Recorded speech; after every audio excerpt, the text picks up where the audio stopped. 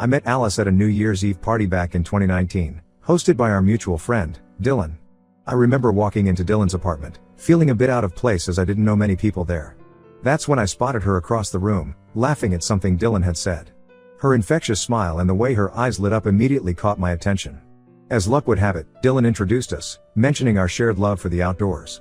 Alice and I hit it off instantly, spending the rest of the night talking about our favorite hiking trails and travel experiences. I was captivated by her stories of backpacking through Europe after college and her dream of one day hiking the Pacific Crest Trail. Despite the 3-year age gap, we found ourselves on the same wavelength, enjoying each other's company and sharing similar life goals. Our connection was undeniable, and we started dating soon after. From the beginning of our relationship, I made it clear that I wasn't ready for marriage or kids anytime soon. I explained that I wanted to focus on my career in software development and personal growth before settling down. I had just started a promising position at a tech startup and was eager to make my mark in the industry. Alice seemed to understand and agree with my perspective. She was equally career-driven, working in marketing for a local nonprofit organization. We often talked about our future plans, which included traveling the world, pursuing our passions, and enjoying our freedom before considering any major life changes. We even joked about being the cool aunt and uncle to our friends' kids, spoiling them with gifts and stories of our adventures. For the first 3 years of our relationship, everything was perfect. We went on numerous adventures together, from backpacking through Southeast Asia to road tripping across the United States. I'll never forget the night we spent camping under the stars in Joshua Tree National Park, talking about our dreams and aspirations until the early hours of the morning. We supported each other's career aspirations and personal goals, celebrating each other's successes and providing comfort during setbacks. I even encouraged Alice when she decided to switch careers from marketing to graphic design, knowing it was her true passion. She had always been creative, often sketching in her free time and designing posters for local events. When she confided in me about her desire to pursue graphic design full-time, I supported her decision wholeheartedly. I helped her research design programs and even surprised her with a new drawing tablet for her birthday to kickstart her journey. Our relationship wasn't without its challenges, of course. We had our fair share of arguments, usually about small things like whose turn it was to do the dishes or my tendency to work late hours. But we always managed to communicate and work through our issues, coming out stronger on the other side. However, things started to change about 6 months ago. It all began when we attended her cousin Sarah's baby shower. Alice was asked to be the godmother, and she was absolutely thrilled. I noticed how she cooed over the baby gifts and seemed to be more interested in talking about babies than anything else at the party. At first, I thought it was just excitement about her new role as a godmother. In the weeks following the baby shower, Alice's behavior started to shift. She began watching countless mommy vlogs on YouTube and following parenting accounts on Instagram. At first, I didn't think much of it. I assumed it was just a phase triggered by her excitement about becoming a godmother. Plus, I was preoccupied with a big project at work, often coming home late and too tired to really notice the changes. But as time went on, her newfound interest in babies and parenting intensified. She started bringing up the topic of having kids more frequently in our conversations. Initially, it was subtle. She would mention how cute a baby was when we were out in public or how she thought we'd make great parents someday. I would usually respond with a non-committal maybe someday or gently remind her that we had agreed to wait. Things escalated when Alice's best friend, Daisy, announced her pregnancy. Alice was over the moon with excitement and volunteered to help plan the baby shower. She threw herself into the preparations with an enthusiasm I had never seen before. She spent hours creating personalized decorations and even designed a beautiful invitation using her newly acquired graphic design skills. It was during this time that I noticed a change in how she talked about our future. Instead of discussing our next travel plans or career goals, Alice started talking about which neighborhood would be best to raise kids in or what type of parenting style she thought we should adopt. When I reminded her that we had agreed to wait, she brushed it off, saying, "But don't you think we're ready now?" I tried to have a serious conversation with her about our timeline, reiterating that I wasn't ready for kids and didn't see myself being ready for at least another 5 years. I explained that I wanted to reach certain milestones in my career first, like becoming a senior developer or maybe even starting my own tech company. Alice seemed disappointed but said she understood. However, her actions in the following weeks told a different story. She started leaving parenting books around our apartment and sending me links to articles about the benefits of having children in your early 30s. When we were out shopping, she would linger in the baby section, looking at tiny clothes and toys. It felt like she was trying to subliminally convince me to change my mind. One weekend, when we were supposed to go hiking, something we hadn't done in a while, Alice suggested we visit a new family-friendly park instead. As we watched kids play on the swings and slides, she kept making comments like, "Wouldn't it be wonderful to bring our own kids here someday?" I felt uncomfortable and changed the subject, suggesting we grab lunch at our favorite taco place. The situation came to a head last week when Alice's sister, Laura, visited us with her 2-year-old son, Tommy. Alice was absolutely smitten with Tommy, spending the entire visit playing with him and taking care of his every need. She read him stories, built block towers, and even managed to calm him down during a tantrum. I have to admit, seeing her so natural with a child was heartwarming, but it also filled me with a sense of dread. After Laura and Tommy left, Alice turned to me with a serious expression and said, "I think it's time we started trying for a baby." I was taken aback by her directness and reminded her once again that I wasn't ready. She became visibly upset, accusing me of stringing her along and wasting her time. We had a heated argument where Alice claimed that she had only agreed to wait because she thought I would change my mind. She said that at 28, her biological clock was ticking and she didn't want to wait any longer. She brought up how all of her friends were either married with kids or pregnant, and she felt left behind. I felt blindsided and frustrated, wondering how we had gone from being on the same page to this. I tried to explain that having a child was a huge responsibility and that I wanted to be absolutely sure we were ready, financially, emotionally, and in terms of our relationship, before taking that step. But Alice didn't seem to be listening. The past week has been tense, with Alice giving me the cold shoulder and making passive-aggressive comments about how I don't want a future with her. She's been spending more time at Daisy's place, helping her prepare for the baby, and coming home late without much explanation. I love Alice, and I've always envisioned spending my life with her. We've been through so much together, supporting each other through career changes, celebrating our achievements, and creating countless happy memories. But this sudden obsession with having kids is making me question our compatibility. I feel like I'm being pressured into a major life decision that I'm not ready for. The thought of becoming a father right now fills me with anxiety. I worry about the impact it would have on my career, our finances, and our relationship. Am I wrong for wanting to stick to our original plan? How do I handle this situation without losing the woman I love? Update 1. It's been about a month since my original post, and a lot has happened. First, I want to thank everyone for their advice and support. Your comments gave me a lot to think about and helped me gain some perspective on the situation. After my initial post, I took some time to reflect on the situation. I realized that avoiding the issue wasn't going to solve anything, and we needed to have an honest conversation about our future. So, I decided to have another serious talk with Alice. I invited her out to dinner at Chez Marie, the cozy French bistro where we had our first anniversary dinner.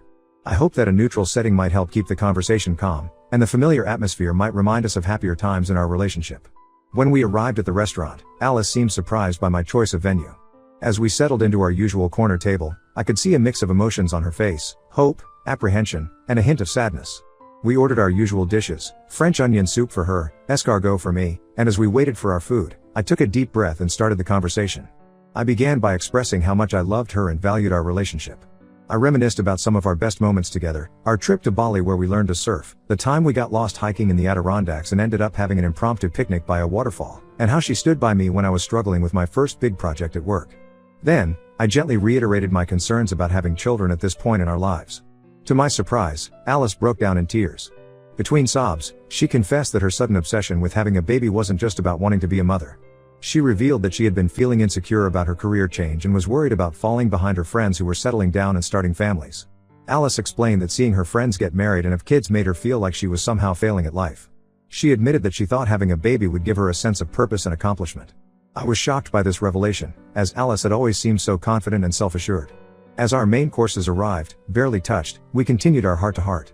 Alice opened up about the pressure she felt from her family, especially her mother, who kept asking when we were going to settle down. She also confessed that she was struggling more with her career transition than she had let on. While she loved graphic design, she was finding it hard to build a client base and was questioning her decision to switch careers. I shared my own anxieties about becoming a parent before I felt ready. I talked about my fears of not being a good father, of losing our freedom and spontaneity, and how I worried it might negatively impact our relationship and individual growth. I also opened up about the pressure I felt at work, with the possibility of a promotion on the horizon if I could successfully lead my current project. We spent hours at that table, long after our dishes had been cleared, diving deep into our fears, insecurities, and hopes for the future. It was as if we were really seeing each other clearly for the first time in months. As the evening wore on, Alice acknowledged that she had been unfair in pressuring me and apologized for her behavior over the past few months.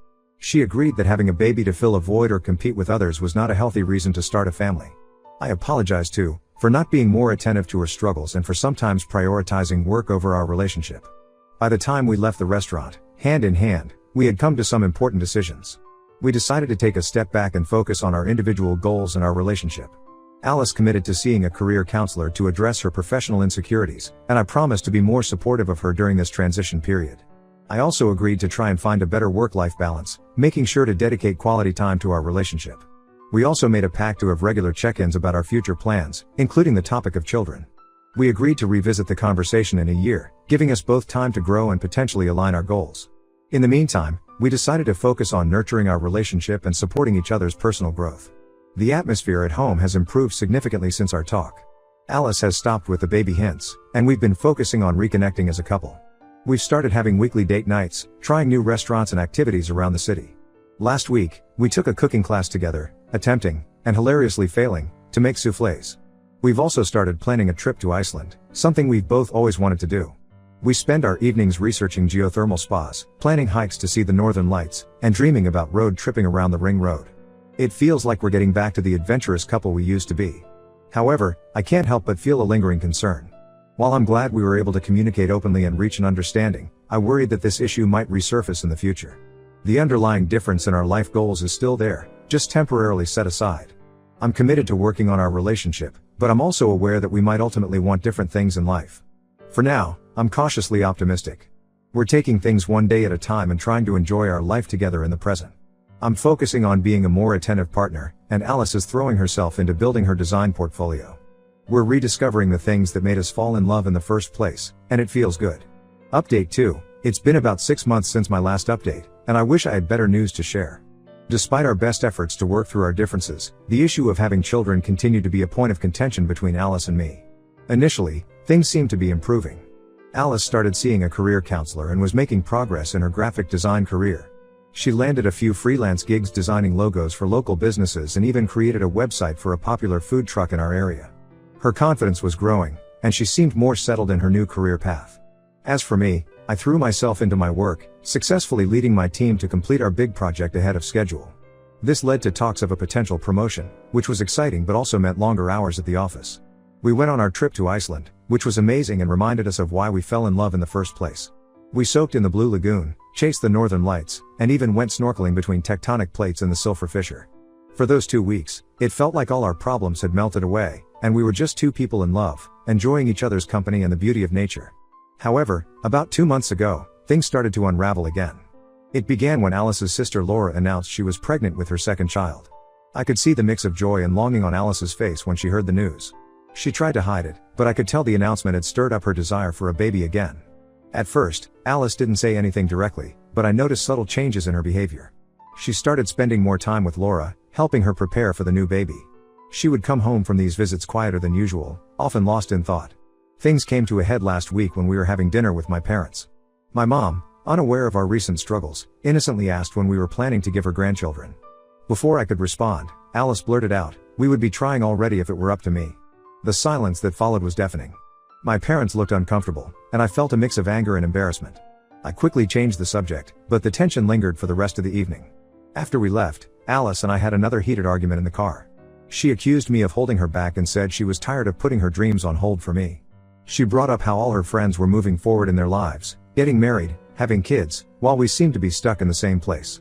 I reminded her of our agreement to wait and revisit the topic after a year, but she said she couldn't wait any longer. She gave me an ultimatum: either we start trying for a baby within the next 6 months, or she would leave. I was stunned by her ultimatum. It felt like all the progress we had made over the past few months had been erased. I told her I couldn't make such a life-changing decision under pressure and that I still wasn't ready for children. We argued late into the night, going in circles without reaching any resolution. We spent the next few days in a tense standoff, barely speaking to each other. Alice started spending more nights at her sister's place, saying she needed space to think. I threw myself into work, staying late at the office to avoid coming home to an empty apartment. Previous content remains the same. Yesterday, Alice told me she had been offered a job as an in-house graphic designer for a company in another city. She said she was considering taking it, as it would be a great opportunity for her career and a chance for a fresh start. She said she needed some time and space to think about what she really wanted in life. This morning, I woke up to find Alice packing a suitcase. She said she was going to stay with her sister for a while to clear her head. As she was leaving, she turned to me with tears in her eyes and said, "I love you, but I don't know if love is enough anymore." I'm writing this update feeling lost and heartbroken. I never imagined our difference in wanting children would lead to this. Part of me wants to tell her I'll have a baby just to keep her, but I know that would be unfair to both of us and any potential child. I'm not sure what the future holds for us now. I still love Alice, but I'm beginning to accept that we might want fundamentally different things in life. I'm trying to stay strong and true to myself, but it's hard not to question if I'm making the right decision. I appreciate any advice or support you all can offer during this difficult time. I feel like I'm at a crossroads, and I'm not sure which path to take. Update 3. It's been 3 months since my last update, and I wanted to share how things have unfolded. After Alice left to stay with her sister, we had minimal contact for about a month. It was a difficult and lonely time, but it gave me the space to really think about what I wanted in life. During this time, I threw myself into work and started seeing a therapist to help process my emotions. Through these sessions, I realized that my reluctance to have children wasn't just about timing or career goals. I had some deep-seated fears about parenthood stemming from my own childhood experiences that I had never fully addressed. My parents, while loving, were often absent due to their demanding careers. I grew up feeling like I was never quite the priority in their lives. This realization made me question whether I would be able to balance my career ambitions with being a present and attentive parent. It was a lot to unpack, but it helped me understand my hesitations better. About 6 weeks after she left, Alice reached out and asked if we could meet. We agreed to meet at Riverside Park, a place where we used to have picnics when we first started dating. The conversation was initially awkward, with both of us unsure how to bridge the gap that had formed between us. As we walked along the familiar paths, Alice shared that her time away had given her perspective too. She admitted that her desire for a baby had become an unhealthy obsession, driven more by societal pressure and comparison to her peers than a genuine readiness for parenthood. She had also started therapy and was working through her own issues, including her fear of missing out and her need for external validation. We both acknowledged that we had made mistakes in how we handled the situation. I apologized for not being more understanding of her feelings, and she apologized for pressuring me and giving me an ultimatum. It felt good to clear the air and be honest with each other again. However, despite this newfound understanding, we realized that our fundamental desires for the future still didn't align. Alice still wanted children in the near future, while I realized I might never be ready for that commitment. It was a painful realization, but we both knew we had to face it.